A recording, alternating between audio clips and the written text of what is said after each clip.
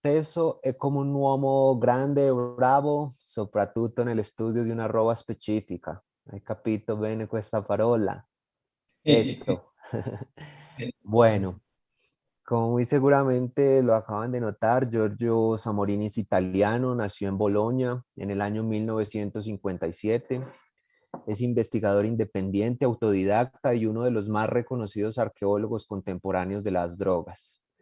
A Giorgio también tuve la oportunidad de conocerlo personalmente. Muy amablemente me recibió en su anterior oficina en Bolonia, donde me regaló este libro y además me presentó a su esposa, la anestesióloga Adriana D'Arienzo, con quien también investiga y ha escrito importantes obras como Terapia psiquedélica. Su última obra, que es esta, se compone de 2 volúmenes y también se la súper recomiendo, sobre todo por su alta rigurosidad. Bueno, Giorgio Samorini también ha sido cofundador y presidente de la Sociedad Italiana para el Estudio de los Estados de Conciencia en Rovereto, Italia. En 1997 fundó y dirigió junto con otros prestigiosos etnobotánicos como Jonathan Ott y Francesco Festi la revista Eleusis, editada por el Museo Cívico de la Città di Rovereto. Giorgio ha dedicado también su labor a la difusión de información rigurosa referente a los psicodélicos, dentro de lo cual ha centrado principalmente su actividad de investigador en el uso de las plantas enteogénicas. Ha sido el primer occidental iniciado en el culto Witi, un ritual sincrético cristiano que se practica entre la etnia de los Fang en el Gabón, en el que se usa como sacramento la planta visionaria tabernante y boba.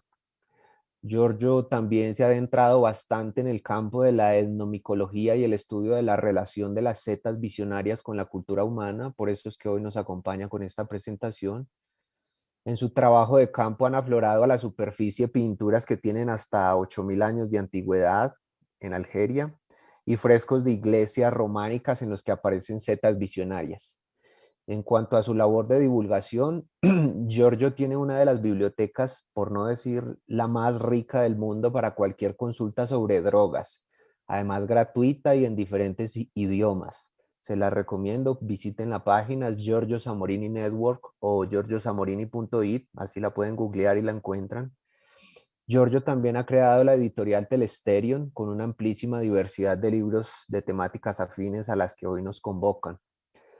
Algunos de los libros más importantes de Giorgio y que también se encuentran en español son Los alucinógenos en el mito, Animales que se drogan y Arqueología de las plantas embriagantes, un libro de reciente traducción al castellano por la editorial Escola de Vida y que muy pronto tendremos disponible en la fundación para la venta a un precio muy especial. Les avisaremos cuando lo tengamos disponible para que lo adquieran. Vale mucho la pena hacerse a este libro, entre otras cosas porque es un libro de consulta. Otras importantes obras de Giorgio que pueden leerse en su idioma son Fungi allucinogeni, Studi etnomicologici, Droghe triviali, Jurema y Arqueología delle piante inebrianti. Samorini también habla perfectamente español y fue uno de los selectos probadores a los que acudía Alexander Shulgin, Sasha Shulgin, cada vez que descubría una nueva sustancia. Después de 40 años de experiencia y haber estudiado más de 1200 plantas psicoactivas, Giorgio dice que le gusta ser psiconauta de frontera, siendo muchas veces el primero en tomar alguna sustancia o combinación que ningún hombre haya probado antes. Sin embargo, dice Giorgio, para hacer todo esto hace falta reglas que deben cumplirse de forma muy estricta. Actualmente trabaja en un manual de psiconáutica científica y aunque no se ha decidido a publicarlo porque tiene dudas con la finalidad que le den otros desde el punto de vista social, Giorgio adelanta que el primer principio de este manual es que en la psiconáutica no debe haber ningún conejillo de indias ni ningún hombre aparte de ti mismo. Es decir, prueba en ti lo que desees investigar y bajo tu responsabilidad. Ese es el principio de la psiconáutica, dice Giorgio. Adelante, Giorgio, te escucha este numeroso público de las Américas y de Europa también. Bien, gracias Jaime, gracias a todos los organizadores por haberme invitado a este importante encuentro de la América Latina. Estamos esperando que también en Europa empiezan nuevamente a presentarse eventos como esto. ya ha pasado el evento organizado por la ICER de la conferencia sobre la ayahuasca, que esto ya es muy importante. Bueno, yo espero que voy a crear condivisión de mi charla. Un rato llego. Ahí la estamos viendo perfectamente, Giorgio. ¿Se ve bien? Perfecto. Sí.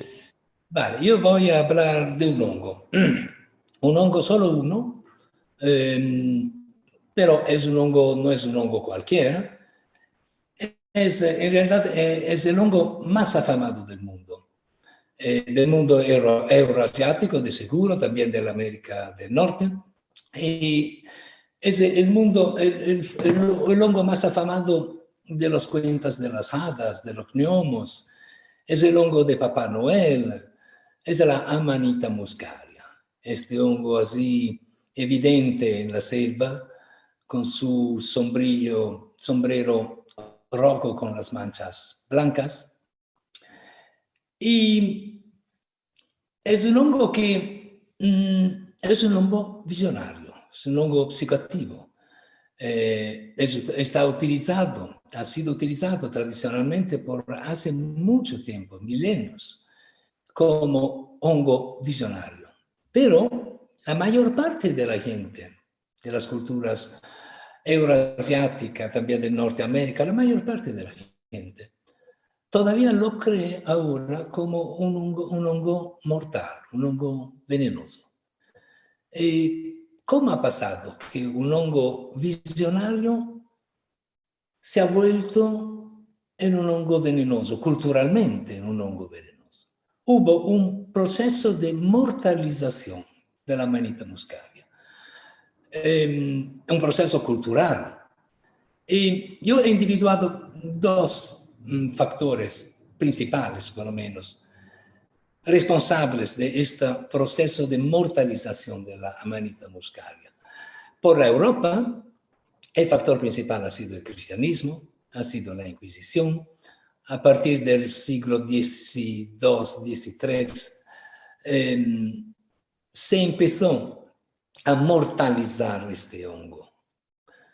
Y en la Rusia, porque todavía también los rusos creen, la mayor parte de los rusos creen que la Amanita muscaria pertenece a la clase de los hongos venenosos, mortales, con sus simbolitos de la muerte. Y no solo los rusos, también una buena parte de las etnias que viven en la Siberia, que utilizaban la Amanita muscaria como fuente visionaria, ahora creen que este es un hongo mortal, es un hongo venenoso. ¿Cómo ha pasado esto? En la Rusia, el proceso de mortalización es más reciente, es del siglo XX, y la causa responsable es la ideología y la actividad soviética, los soviets hicieron una gran guerra a los chamanes y, claro, también a sus instrumentos chamánicos como la Amanita muscaria. ¿Cómo se puede mortalizar una planta o un hongo? Es decir, hacer en manera que la gente se transforma y crea su creencia y empieza a pensar que es un hongo mortal. Es bastante empezar a decir que es un hongo mortal, a producir historias de gente que se ha muerto con estos hongos, a empezar, por ejemplo, en la luz, a escribir en los libros que este hongo es mortal. Y sobre todo en las áreas donde no se utiliza más como fuente visionaria este hongo, se empieza pocas generaciones, muy pocas, son bastantes, para que la población se vuelva a conocer, entre comillas, claro, con este nuevo conocimiento, que es decir, que la Amanita muscaria no es más un hongo visionario, sino es un hongo mortal. Es bastante empezar, por ejemplo, esto es un ejemplo de un libro del periodo soviético sobre los hongos, cómo distinguir los hongos comestibles de los venenosos y poner en la Amanita muscaria el símbolo de la muerte. Como he dicho, son muy pocas generaciones para que se difunda la nueva creencia, porque estas son creencias, porque no es verdad que la manita muscaria es mortal. Hay muy pocos casos registrados clínicamente y también estos muy pocos casos en el mundo siguen a ser discutibles. Yo puedo decir, yo creo que yo no encontré un caso creíble de los pocos, un caso creíble de muerte causada específicamente por la manita muscaria. La manita muscaria no es un hongo mortal, la manita muscaria entra dentro al grande grupo de las fuentes visionarias, las fuentes que inducen visiones. La manita muscaria científicamente pertenece a la clase de los basidiomicetes, como todas las manitas. Los basidiomicetes isoxazólicos, es decir, los que producen como principios activos los alcaloides isoxazólicos, principalmente el ácido iboténico y el mucimolo.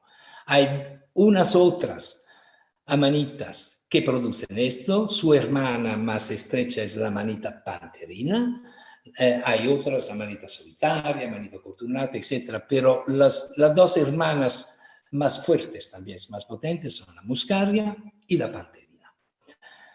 Ahora, los alcaloides, los principios activos, hay que decir que por la bioquímica de la muscaria todavía no se conoce mucho la bioquímica y la farmacología, los efectos farmacológicos o los efectos sobre el hombre. Es decir, se piensa que el ácido iboténico y mucimolo sean los principios activos visionarios, alucinantes, para decir. Se piensa, pero hay muchos otros compuestos que todavía no están bien estudiados. Así que sí va a ser un poquito enigmático realmente. Pero bueno, el ácido iboténico, cuando el hongo se seca, se decarboxiliza y se transforma en mucimolo. El mucimolo es el compuesto más visionario. El ácido iboténico es menos visionario, un poquito más físico como efecto. Pero, bueno, se dice que los principales principios activos, responsables de los efectos visionarios, sean estos dos compuestos. Y por esto que es importante la manita muscaria no comerla fresca.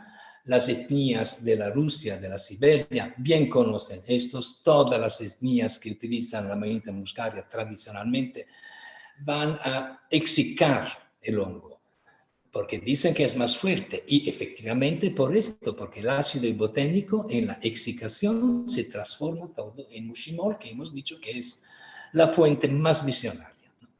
Y además de estos dos compuestos, la manita muscaria produce en pequeñas cantidades muscarina. La muscarina es tóxica. Hay hongos muscarínicos por los cuales uno se lo coma se intoxica y seriamente, que se va a urgencias, se va al hospital, pero no es el caso de la manita muscaria porque las cantidades de muscarina presentes en la manita muscaria son muy pocas. Pero la muscarina, que llega directamente como nombre de la manita muscaria, es porque la primera vez que ha sido aislada por Oyster en Alemania, la aisló propio de la manita muscaria, por esto que ha dado este nombre de la muscarina. Y esto ha producido también una ambigüedad, por lo cual todavía hoy se encuentra también escrito que la muscarina es el principio activo de la manita muscaria, pero no es verdad. Sus concentraciones son muy pequeñas en este hongo. Ahora, ¿de dónde llega la manita muscaria? Los modernos estudios genéticos han demostrado que la manita muscaria originó, antes de la llegada del hombre, hace mucho tiempo, originó en el área ecológica que se llama Beringia, que es la Alaska y la Chukotka, la parte de la Siberia oriental. En esta área se formó la manita muscaria. Y desde allí la manita muscaria se difundió por el mundo en diferentes clades, se ha distribuido por lo menos 3 clades que pueden equivaler a especies diferentes. Es decir, lo que nosotros llamamos Amanita muscaria, esta clásica roja con los puntos blancos, en realidad es muy probable que no es una sola especie, hay varias especies. Y propio en este periodo hay una revisión taxonómica a través de los estudios genéticos, por lo cual varias variedades que se llamaban variedades antes de la Amanita muscaria ahora se consideran más como verdaderas especies distintas entre ellas, como la variedad alba, que es una Amanita muscaria que en vez de ser roja es blanca con los puntos blancos. Ahora se considera una Amanita AC, como la Amanita crisoblema, etc. La Amanita muscaria, esta sí va a ser una variedad de la Guesovi, es de la Norteamérica, es igual a la Amanita muscaria, pero no es rojo, es amarillo su sombrero, con los puntos blancos nuevamente. Pero hay una revisión taxonómica por lo cual esperamos nuevas sorpresas, ¿no? Sobre estos grupos. Lo podemos dar el grupo de la muscaria, ¿no? El grupo de la muscaria y de la pantera. Todos producen los mismos alcaloides isoxazónicos. Ahora, vamos a ver un poquito la historia, ¿no? Hablando de historia, hablamos también de arqueología, de la Amanita muscaria, de representaciones de este hongo en los documentos arqueológicos. Ahora, como hay 3 detalles de la morfología de la muscaria que son importantes para reconocer este hongo en las representaciones, por ejemplo, arqueológicas. Uno son los puntos, que los puntos blancos son los restos del velo del óvulo original, ¿no? Que están arriba del sombrero. Lo otro es el anillo, como todas las amanitachas, tiene un anillo en el tallo.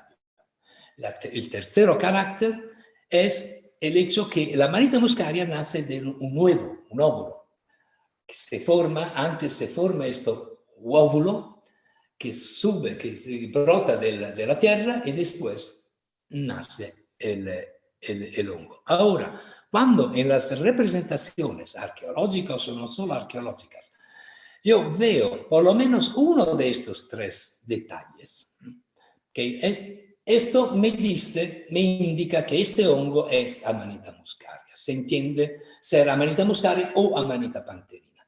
Yo estos detalles en la iconografía arqueológica lo he llamado detalles killers. Killers en el sentido que matan cualquier duda interpretativa. Como es el ejemplo, por ejemplo, de estos 2 objetos, uno mexicano y uno de la Francia del sur. Se puede ver en lo de la Francia del sur, yo no veo ahora porque, sí, he quitado, se puede ver el anillo en el tallo y los puntos, 7 puntos, arriba. 7 es un número mágico específico para el chamanismo siberiano, por ejemplo. En el México, este objeto, que yo tuve la posibilidad de tener en mano, me lo entregó el grande Gastón Guzmán, un objeto pequeño, de 5 o 6 centímetros. Esta es una muy probable representación de Amanita muscaria. Es como pronto nacido, ¿no?, de su huevo. Y nuevamente los puntos del sombrero, estas excavaciones indican los puntos. ¿Qué ha pasado? Perdona. Perdón, ha pasado algo que no... Vale. Ahora, Ahora, un caso muy interesante de representaciones ciertas, bastante ciertas, de hongos de la Amanita muscaria y de su utilización es en Siberia. Por ejemplo, es el caso de las artes rupestres, estos dibujos excavados en las rocas, arte rupestre del río Pectimen, en la extrema Siberia oriental. Allí hay imágenes sobre todo de mujeres o figuras femeninas, porque puede ser también divinidades o espíritus, pero femeninos, que tienen arriba de la cabeza un grueso hongo. Y en muchos casos, el hongo no está atado, está como suspendido arriba de la cabeza. Esto es un detalle muy importante, porque conocemos que una de las maneras para representar en la antigüedad, para representar una persona o una divinidad que es bajo el efecto de una fuente visionaria, es la de poner la fuente visionaria arriba de su cabeza, destacada, suspendida de su cabeza. Vamos a ver cómo es el caso de la Siberia, también el caso aquí presento del antiguo Egipto, donde hay aquí una mujer casi desnuda que danza y que tiene arriba de su cabeza suspendida una flor de nenúfar azul. El nenúfar azul es una planta embriagante que en el antiguo Egipto era utilizado especialmente por las mujeres por cuestiones como afrodisíacas, como en contextos sensuales, sexuales. Ahora, el hecho de poner este objeto, que sea el hongo, que sea la flor o otra fuente visionaria suspendida, esto quiere decir que entre la fuente visionaria y la cabeza no hay nada, hay un vacío. Pero este vacío yo lo he denominado vacío semántico, porque es un vacío que nos dice algo. Y lo que nos dice es que esta persona o esta cabeza está bajo el efecto de lo que está arriba de ello. En este caso, el hongo o el nenúfar. Hay otros casos, pero esto por toda la Siberia, de la enorme Siberia, de arte rupestre prehistórica. Aquí estamos como el segundo, primero milenio antes de nuestra era.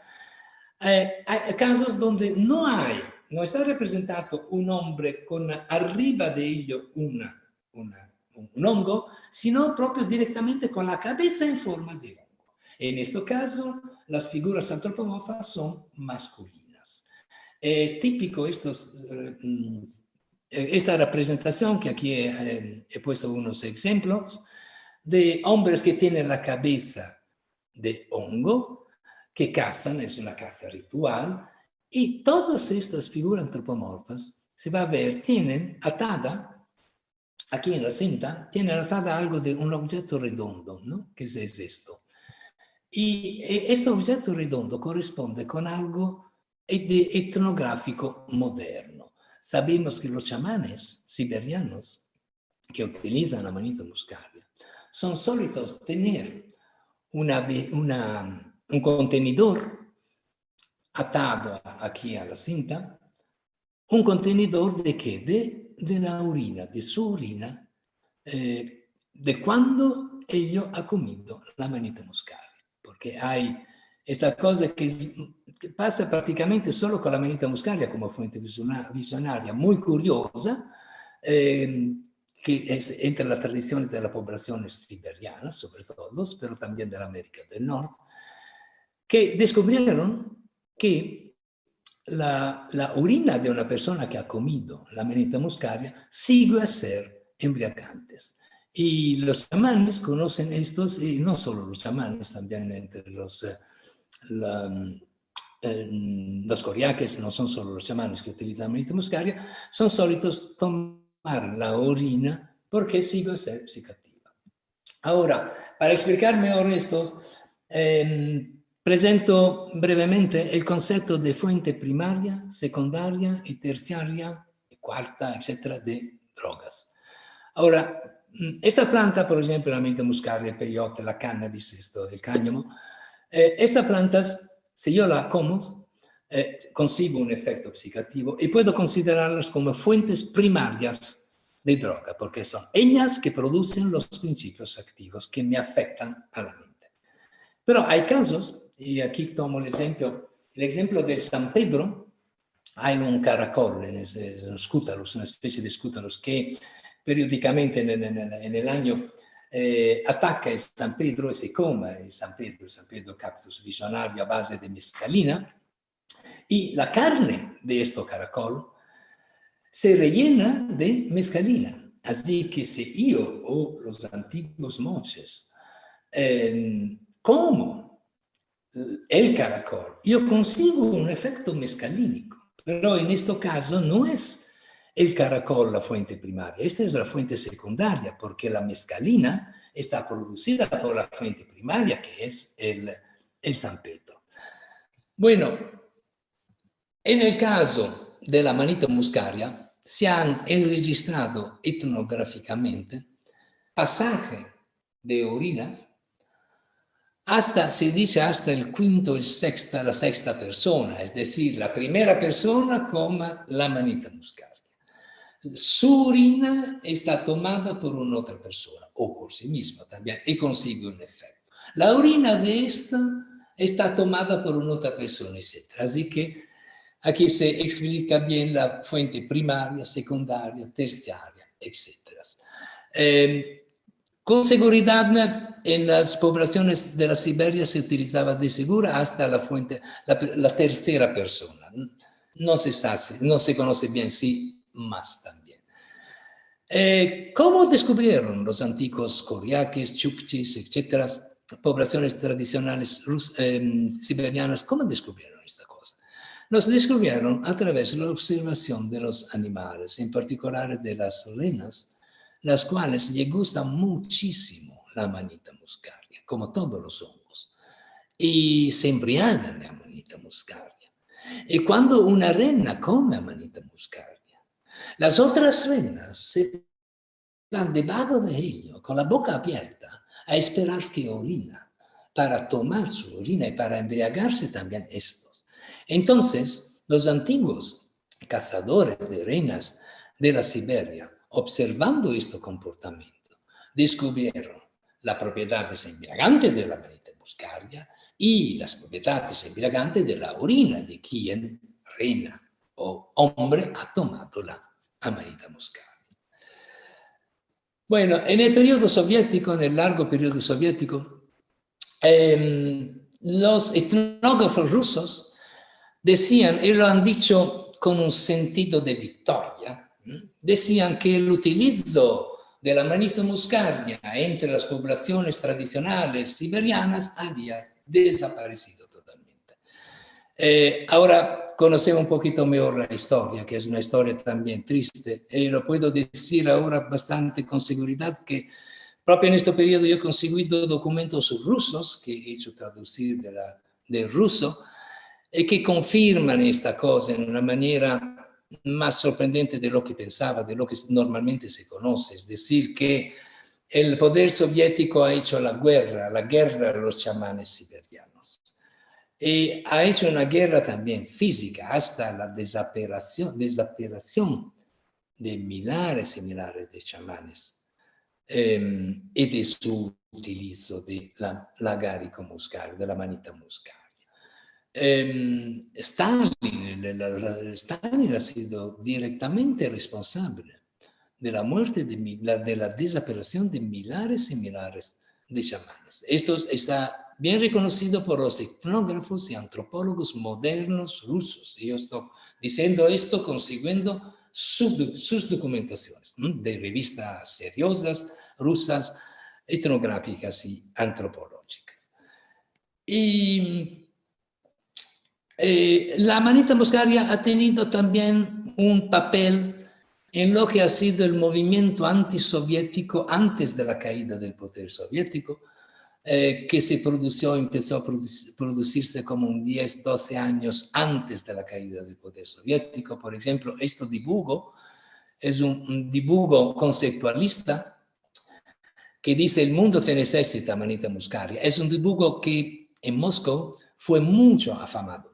Muy afamado y se convirtió en uno de los símbolos de la contraposición contra el poder soviético, de la vanguardia intelectual y artística de Moscú de estos años. Así que está llegando una historia de un papel también político de la manita muscaria. Esto lo estoy hablando de los años 80 y 90 del siglo pasado. Y no es verdad lo que decían los etnógrafos rusos, soviéticos, que había desaparecido el utilizo de la manita muscaria. Aquí pasó algo como ha pasado en el México, donde la Inquisición hizo la guerra al utilizo de los hongos, en este caso hongos psilocibínicos, entre las etnias mexicanas, pero este utilizo secretamente se conservó hasta nuestros días, hasta el descubrimiento de María Sabina, etc. Bueno, también en Siberia pasó esto. Fueron matados millares de chamanes, pero el utilizo se conservó, se tramandó hasta hoy. Como se puede ver, por ejemplo, esta foto muy emblemática moderna de Amanita muscaria en excitación junto a un telefonino en una yurta, en una tienda de los Coriaquis. Y no solo, en este momento parece que entre, por ejemplo, los Cantis, los Coriaquis, hay una revitalización, ¿no?, del xamanismo y también del utilizo de la manita muscaria. Y parece que hay una transformación, que es menos masculino el utilizo, es más femenino como conducción chamánica. Y está en evolución esto, nuevo proceso, nuevo utilizo de la manita muscaria. Hay una arte también moderna en la Siberia, donde hay a menudo referimientos al utilizo, al conocimiento también de las propiedades visionarias de la ayahuasca, como en estos colmillos de morsas, son de una artista chukcha. Bueno, vamos a ver en unas otras partes. Esta pertenece a mis investigaciones personales, los Kudakallus, que yo estudié en la India del Sur, en el Kerala. Son estos hongos muy grandes. Parece de ser Alice en el País de las Maravillas cuando te encuentras en estos lugares donde hay 20, 30 de estos hongos muy grandes de piedras, arte megalítica. No son tumbas. Kudakallu quiere decir piedras paraguas. No son tumbas, las tumbas están en cerca. Las tumbas son estos piedras capuchos, estas aquí donde hay los huesos de los muertos. Y mis investigaciones me demostraron, encontré el detalle killer, porque estas representaciones parecen muchos a hongos, a gruesos hongos. Pero hay que pensar, aparte que hongos representados en un contexto fúnebre, es más probable que se trate de hongos visionarios, de hongos que te facilitan el contacto con el mundo, del otro mundo, con el mundo de los muertos, de los antepasados.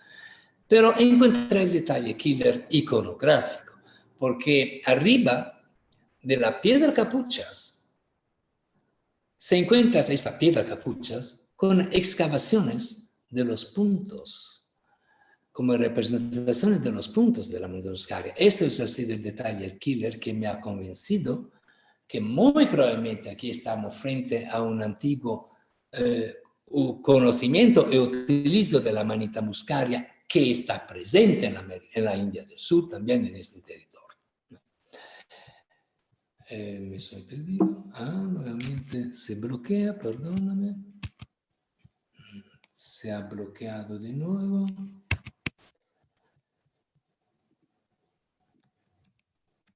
Ok.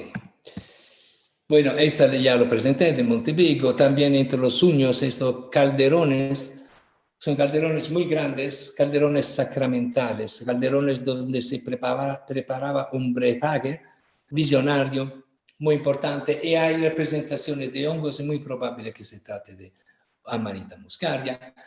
Stonehenge lo conocen todos, también los niños, pero poca gente, poquísima, conoce que en 2 monolitos de Stonehenge están grabados estas imágenes, que los arqueólogos siguen a interpretarlos como hachas sacrificales, pero se equivocan. Las hachas sacrificales que se ha encontrado también materialmente es esta aquí geométrica, no son estas. Estas, yo tengo, es muy probable que estas sean representación de un hongo grueso, y muy probablemente la manita muscaria. Un dato arqueológico interesante llega de la Italia, moderno, bastante moderno. Se ha encontrado en un esqueleto de un chico de 15 años de edad, en el cálculo dental, se ha encontrado Mushimono, que en Italia es la demostración de utilizo de Amanita muscaria o Amanita palatina. Este es el primer documento arqueológico de detección de los alcaloides isoxaxólicos en la arqueología. En Europa l'utilizzo moderno, tradicional, no se ha conservado por culpa de la Inquisición, por culpa de varias cuestiones que no estoy ahora a poner.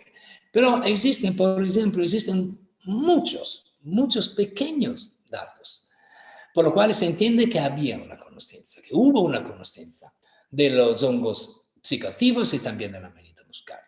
Por ejemplo, en el modismos. Hay varios modismos como este en catalán para decir una persona que está loca. Se dice estar tocado de bolete, ser tocado por el bolete. El bolete en este caso claramente es la Amanita muscaria, ¿no? En Hungría, directamente para decir siempre que una persona es loca, que hace cosas locas, dice ha comido la Amanita muscaria en su idioma, etc. ¿no? Esto es uno de los datos que nos dice que hubo por lo menos un conocimiento de estos hongos. Un caso curioso de la Amanita muscaria, nuevamente lo encontramos en Italia. Estamos al final del 800, cuando la filoxera, este parasita de la vid, llega en Europa desde la América y destruye la mayor parte de las vides europeas, también italianas. Entonces pasó como 10 años en Italia, 1870, 1880 más o menos, donde no hay vino.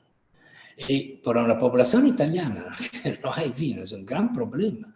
El vino, el poco que estaba, era muy, muy caro, imposible para la población pobre, para la población campesina.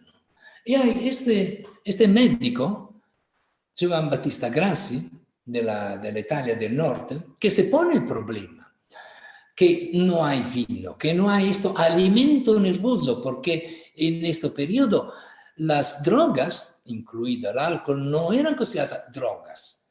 Entraban como clasificación en la clase de los alimentos, alimentos por los nervios. Y ellos entendían la importancia de los alimentos por los nervios, por la población. Entonces busca un sustituto del vino y lo encuentra en la Amanita muscaria. Hace un montón de investigaciones, antes prueba con los perros, después sobre sí mismo, después con muchas otras personas, hasta llegar a la conclusión que la Amanita muscaria no es tóxica, que puede ser un buen sustituto de la Amanita muscaria.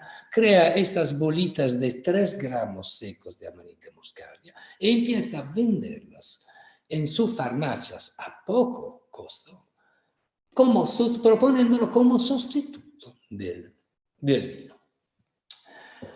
Vamos un poquito en América. Bueno, en América es raro, sigue a estar muchas pocas representaciones de Amanita muscaria por la arqueología, por la antigüedad.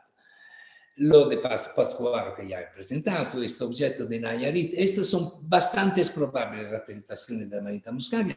Hay estos detalles killers, sobre todo los puntos arriba del sombrero, pero son muy pocos, demasiados pocos. Yo no sé ahora si es porque no se ha buscado bastante en la enorme arqueología de las Américas o por cuáles otros motivos. Tenemos unos datos que nos hacen entender que también allí se conocían los efectos visionarios de la Amanita muscaria. Más dudoso es, por ejemplo, este objeto que ya desde 10 años que se discute, que está presente en unos códices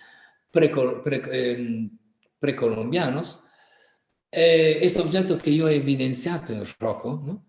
Que hay que dice que es Amanita muscaria, otros dicen que es un abanico.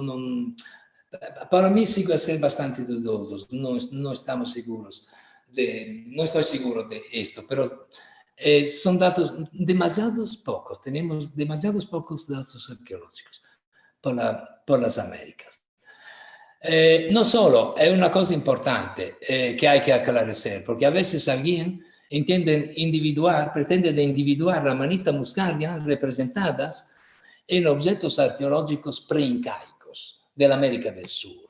Esto es bastante imposible, porque conocemos que la Amanita muscaria, que está presente desde hace mucho tiempo en la América del Norte y en la América Central, pero en la América del Sur no estaba presente. Ha llegado ahora, por ejemplo, aquí hay una mapa de difusión de la manita muscaria en Colombia, una mapa moderna del 2019, pero ha llegado ahora en la Colombia, en el Brasil, inicia en el Perú también, pero esto por un proceso de forestación del territorio, a través de árboles que llegan de la América del Norte o de la Europa. Esto se ha llevado la manita muscaria.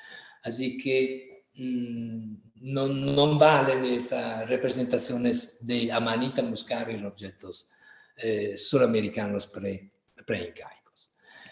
Por lo que se refiere al utilizo tradicional, conocemos unos excelentes datos de utilizo moderno, de conocimiento moderno, tradicional de las amanitas.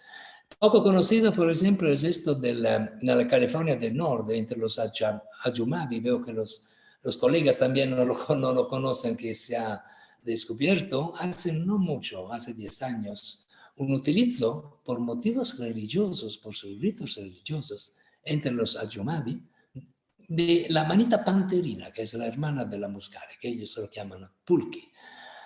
El otro dato de los Dogrib está muy dudoso, todavía yo no soy segurísimo de esto.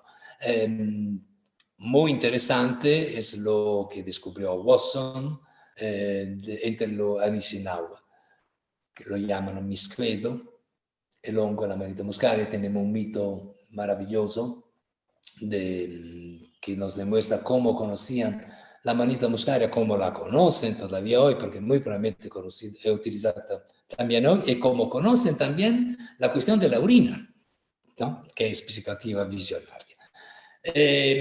Hay que mirar que muchas veces la manita muscaria, sobre todo en la América del Norte, está utilizada en ritos secretos, y por esto que conocemos así tan poco. Pero yo creo que es mucho más difundido su utilizo también hoy en día tradicionalmente. Ahora, la mente muscaria, como todas las fuentes visionarias, las fuentes psicoactivas, son fuentes visionarias, pero también son fuentes medicinales. Es propio una acción. Cuando una molécula, una planta, un hongo tiene propiedad psicoactiva, de seguro tiene también propiedades medicinales, y de seguro ha sido utilizado también por sus propiedades medicinales. Estos son datos que se refieren al utilizo tradicional siberiano, de la Siberia. La manita muscaria es muchas veces utilizada, muy a menudo utilizada en aplicaciones tópicas, sobre todo en el dolor articular y artritis, o en los problemas dérmicos de la piel. Entre los cantis se ha observado también el utilizo de la muscaria siempre tópica, dándola en el punto donde las víboras han picado. Hay un utilizo también interno. El principal es como energético. En pequeñas cantidades, siempre seco se utiliza y te da energía por varias horas. Y los chukis, los koriakis, los kamchadas utilizan esto también diariamente si necesitan hacer actividades con grandes actividades físicas. Antes coman un poquito de amanita muscaria. Ha sido registrado también esto por el dolor de garganta. Ellos toman un trozo de amanita, lo tienen en la boca, lo chupan y el jugo lo hacen pasar por la garganta. Esto le facilita el dolor de garganta, que se quita el dolor de garganta. Ahora, para hablar también un ratito solo del futuro de la manita muscaria, ¿no? Porque mi título es Pasado, Presente y Futuro. ¿El futuro qué es el futuro? Bueno, puede ser que el futuro de la manita muscaria, como los otros psicodélicos, las otras fuentes visionarias, ahora se ve una nueva fase, ¿no?, de interés de un utilizo médico occidental, clínico. Bueno, también la manita muscaria en estos últimos años, en estos últimos 25 años, el ácido boténico y el mushimol, es decir, estos compuestos, estos principios activos del hongo, hay que se está interesando para ver eventuales targets terapéuticos. Bueno, esta imagen está en italiano porque yo la presenté junto a Adriana, que Adriana es un médico. Estas cosas de medicina no me permito mucho de hablar de esta cosa de medicina, simplemente lo muestro para demostrar que hay un interés, no solo la psilocibina, la ayahuasca, el LSD, etcétera, pero empieza un interés también de los principios activos de la manita muscaria por eventuales targets terapéuticos, sobre todo por la cuestión del Parkinson, el tremor del Parkinson. Este es un ejemplo que se ha dado inyecciones de muscimol subtalámico adentro y el tremor del Parkinson se ha reducido notablemente, como se puede ver aquí. En otros casos se está interesando el utilizo del ácido boténico en la epilepsia. Bueno, esos son solo los inicios, pero en el futuro, bueno, hay que prever que también estos compuestos psicoactivos entran dentro al grupo de las sustancias psicodélicas de interés terápico. Una cosa de la cual me fue muy sorprendido, esto proviene de las investigaciones de Kevin Finney, proprio moderna de estos meses, que ha producido una investigación, porque hay un utilizo no clínico entre la población de los Estados Unidos. Hay quien utiliza la manita muscaria como autocura, como pasa con los hongos psilocibínicos, con la ayahuasca, etc. Conocemos que hay también esta función, ¿no? Que hay un utilizo para curarse de sus propios problemas. Y Kevin ha hecho una entrevista, unas 70 personas, a encuestados, para ver que utilizan la manita muscaria, para ver por qué la utilizan y cuánto eficaz es. Y va a ver que mayormente está utilizado por el dolor crónico. Y qué raro, porque proprio en estos últimos 2-3 años empezaron a producirse estudios preclínicos, estudios de laboratorio sobre los animales de laboratorio, del ácido boténico, por el dolor crónico de la espina dorsal. Así que esta cosa del dolor tiene correspondencia por la insomnia, por la fatiga, por la depresión, un otro motivo como antidepresivo. En unos casos también como para facilitar la introducción de las adicciones, de las drogas que crean dependencias, particularmente estos son los opiáceos. Bueno, esto es curioso, es solo, claro, una pequeña investigación muy anecdótica, que pero demuestra un utilizo moderno como autocura, junto a los de los hongos psilocibínicos. Bien, ahora acabo para hablar de una cosa que no hemos hablado hasta ahora, que es un gran enigma. Yo soy 10 años detrás de este enigma, que es la cuestión de la manita muscaria matamosca, ¿no? La manita muscaria llega de mosca, ¿no? Es afamado el hecho, todos conocen que las moscas van arriba del sombrero de la muscaria y ¡puff! Cae y se muere, ¿no? En la manita matamosca, ¿no? Muchos nombres populares de la manita muscaria se refieren a esta cosa, ¿no? Fly agaric, matamosca, etc. Pero muy pocas personas observadoras saben lo que pasa realmente. Es decir, las moscas no mueren. Esto ya lo sabía Scopoli en el 1700, se había dado cuenta de estos. Claro que hay que observar muy atentamente, porque las moscas son una igual a las otras para nosotros, así que hay que distinguir. Pero se observa verdaderamente, yo he hecho un montón de observaciones, es verdad que las moscas no mueren, ¿no? Antes todo, no todas las moscas que se ponen arriba de sombreros y lechan, yo lo he visto proprio lechan la superficie, no todas tumban, ¿no? Se tumban. Una parte le pasa esto. ¿Qué pasa? Que después de unos minutos empiezan a volar en manera descoordinada hasta que tumban. tumban aparentemente muertas, sin movimientos macroscópicos. Pero con una lupa, si te vas a observar bien, tú ves en el abdomen que hay movimientos como un tremor microscópicos, así que no mueren. En las pocas investigaciones de laboratorio, en Francia se produjeron, las moscas murieron efectivamente, pero esto por causa de las duras condiciones de laboratorio, se asfixiaron, por ejemplo. No, en la naturaleza las moscas no mueren. Entonces, qué raro. ¿Por qué esto? ¿Por qué pasa esto? Que la manita muscaria atrae las moscas están, se ha calculado que están caídas, muertas aparentemente entre 30 minutos se ha calculado hasta 50 horas, totalmente paradas, y después recuperan y vuelan nuevamente bien. ¿Por qué esto? Ahora, no lo sabemos. Y si no lo sabemos es porque hasta ahora no hemos hecho las investigaciones correctas. Porque o matamos verdaderamente a las moscas en las duras condiciones de laboratorios, o buscamos como compuestos químicos, compuestos que matan a la mosca. Cuando lo que tenemos que buscar son compuestos que atraen a las moscas. ¿No? Hay propio equivocado el tipo de investigación. Perdón. Ahora, es muy probable, ¿por qué pasa esto? Es muy probable que por el hongo hay un ventaja, hay un beneficio ecológico, que pero todavía no lo entendemos. Ahora, si vamos a ver, conocemos casi todos de las varias partes de la manita muscaria, sus concentraciones, donde están los alcaloides isoxazólicos, ¿no?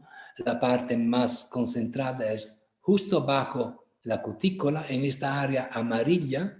Aquí hay la parte más fuerte, con más concentraciones de los compuestos visionarios. Ahora tengo, si uno, hablo con, hazme ver mi... Sí, vale. Yo tengo una duda, también por un caso de intoxicación de la cual fui víctima joven, una intoxicación con suerte no demasiado pesado, pero estaba tocando muchos cientos de estos hongos de sombreros por cuestión de investigación sobre las moscas, y entonces mi mano tocaba la superficie roja con los puntos blancos, ¿no? De cientos de estos. A un cierto punto yo empecé a percibir una intoxicación de naturaleza muscarínica, tremor, sudoración. Pasó como 40-50 minutos así, con suerte no así tanto seriosa, no me fue al hospital y después me pasó, pero ¿por qué esto? Yo no la había comido, simplemente el contacto de la mano con los puntos, con estos. Y esto es la única parte de la manita muscaria que todavía no ha sido analizada. Yo creo que aquí está la llave de las moscas que son atraídas por la manita muscaria. Puede ser que el poco de muscarina que la manita muscaria produce se encuentra en estos puntos. Vale, me paro aquí. Creo que ya es bastante. Y gracias. Gracias a ti, Giorgio. Definitivamente la admiración por tu rigurosidad es muy alta, Giorgio. Siempre nos sorprendes con el detalle y la minucia con la que te vas a presentarnos y a explicarnos cualquier tema. Muchas gracias, Giorgio. Voy a transmitirte dos preguntas que nos han llegado por acá por diferentes canales.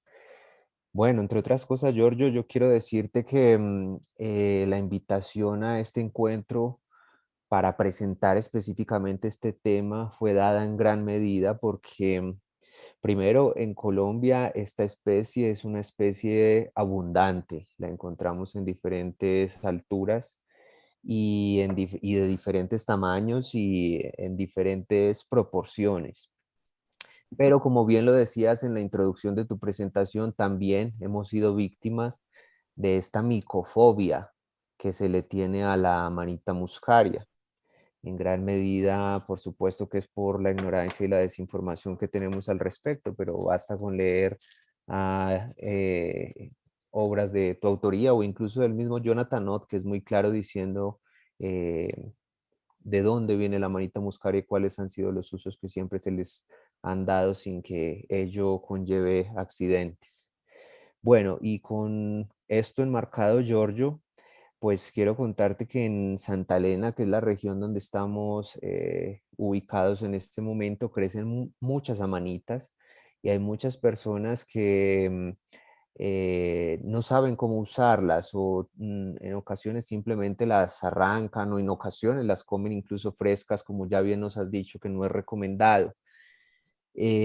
Personalmente, con la manita muscaria he encontrado muy poca literatura que nos hable sobre la dosis, específicamente sobre la dosis que una persona que quiera experimentar con esta especie debiera tomar. Digamos que con los hongos y los cibios hay unos márgenes, unos rangos de estandarización, dosis media, dosis alta, pero con la manita muscaria lo que hemos encontrado son mediciones muy anticientíficas. Por ejemplo, cómete 2 sombreros o 3 sombreros, incluso en algunas lecturas de Jonathan Ott alcancé a leer alguna vez esto, y pues la verdad es que 2 o 3 sombreros pues va a depender de la altura, en donde haya crecido la manita, si la cogiste cerrada, si la cogiste abierta, de qué tamaño son los sombreros, etcétera. Entonces nos gustaría que nos precisaras un poco sobre la dosis para una persona que quisiera acercarse a esta especie. Sí, efectivamente por la muscaria, a diferencia de los hongos psilocibínicos, hubo siempre el problema de la dosis. ¿Y de cuál dosis? Y esto porque la manita muscaria tiene una gran variedad de concentración de los alcaloides psicoactivos. Entonces, lo que es de seguro es que hay que secarla, como dicen todas las etnias siberianas. Y efectivamente, como ha demostrado los estudios científicos, para que el ácido iboténico se transforma en mushimol, que es principalmente esto el agente visionario. Pero no es bastante. Bueno, en la Siberia la dosis solitamente media es de tres hongos, pero hay que ver que la manita muscaria que crece en Siberia tiene concentraciones, que puede ser que tenga también otras cosas, bastante diferentes de la manita presente en Europa, de la manita presente también en las Américas, ¿no? Como he dicho, la variedad así tan grande que puede contener desde 0 hasta 0,87, el máximo que se ha encontrado por ciento de alcaloides, así tan largas que tú cuando colectas el hongo nunca puedes saber exactamente cuánto tienes. Cuando este médico milanese propuso de sustituir el vino con la manita muscaria, ellos por Italia del norte producían bolitas de sombrero de manita muscaria de 3 gramos secos. Pero con esto yo no te estoy diciendo estas son las dosis, ¿no? Una cosa que se ha entendido es que el tallo produce muy poco, así que el tallo se puede excluir y considerar solo el sombrero. La otra cosa es que puede ser que depende de la altura, puede ser que depende del periodo del año. Se dice que los primeros en septiembre son mejores esto por la Europa te digo, son los mejores de los de noviembre, etc. Pero efectivamente no lo sabemos. Entonces, cuando tú colectas hongos, puede ser que un hongo que está aquí, el otro que está a 50 metros, ya está diferente con su concentración. Hay una técnica que yo he visto, me la han contado, gente que utiliza la manita muscaria, questa è una tecnica interesante. Es decir, tú has colectado varios hongos de manita muscaria, ¿no? Pero no conoces las dosis, ¿no? Y no solo, cada uno tiene sus concentraciones. ¿Cómo hacer? La idea es que los sombreros, perdóname, una cosa importante más, se ha visto también esto como bioquímica, que los hongos grandes con sombrero totalmente abierto, grandes, contienen menos de los hongos pequeños con sombrero todavía cerrado. Y esto lo dicen también, esto se ha sido demostrado como estudios bioquímicos, lo dicen también las etnias siberianas. Ellos prefieren el hongo que todavía no se ha abierto el sombrero, ¿no? Es pequeñito, ¿no? Esta cosa. Bueno, esta técnica que es bastante interesante, yo he visto también utilizarla por la datura, por otras cosas más peligrosas, pero para homogeneizar la fuente visionaria que tú tienes, ellos toman todos los sombreros de Amanita muscaria, lo trituran, lo pulverizan seco y lo mezclan muy bien. Así que tú consigues una fuente visionaria constante. Después, estos van a probar hasta que entienden cuál es su dosis y todo el material es homogéneo y corresponde a esta dosis. Así, esta es una manera para facilitar el utilizo, la experiencia con esto. Pero es verdad que tú puedes tomarlo y no te hace nada hasta que te puede visionar como cosa. Una cosa es segura, no es mortal. Esto, pero claro, hay que estar cuidados porque todas las cosas son peligrosas. También el agua es peligrosa si es tomada en exceso, ¿no? Así que hay que utilizar. Así. Giorgio, a nosotros nos han recomendado el secado, incluso en la literatura lo encontramos también, el secado de los hongos psilocibios a la sombra porque la luz desnaturaliza un poco la psilocibina. Y en el caso de la manita muscaria, no es necesario esto, se puede secar directamente al sol. Sí, en teoría sí. También sí, porque yo me refiero mucho a cómo utilizan las etnias que hace miles de años que lo utilizan, ¿no? Porque ellos lo conocen bien. Veo que las etnias siberianas no la ponen al sol, la ponen a la sombra, pero en un lugar donde hay aire, ¿no? Por ejemplo. Pero efectivamente, en un sentido científico moderno, a observar, se puede secar al sol que no solo esto facilita más la decarboxilación de la producción, la transformación del ácido boténico en mushimol. Bien, Giorgio, una última pregunta. Tenemos 2 minutos para darle paso a la doctora Débora. Nos pregunta Iñaki desde Ibiza. ¿Cree que existe un motivo desde el punto de vista evolutivo para que ciertas plantas, hongos y animales tengan un efecto alucinógeno en el Homo sapiens? Esta sería, la contestación de esto se necesitaría una charla entera. Proprio me lo da como último 2 minutos. Es difícil contestar esto. Puedo decir sí, no solo. La relación es mucho más profunda de la que normalmente pensamos. Y aquí estoy exprimiendo una mia, no convicción, una mia sí, observación, un pensamiento.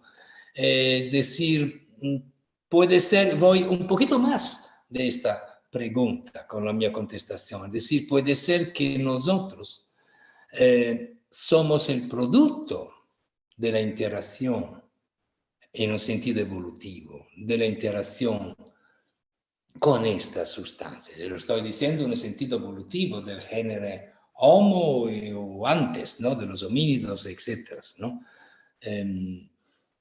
Bueno, pero te digo, es difícil en un minuto contestar una cosa así tan interesante, pero así tan problemática también.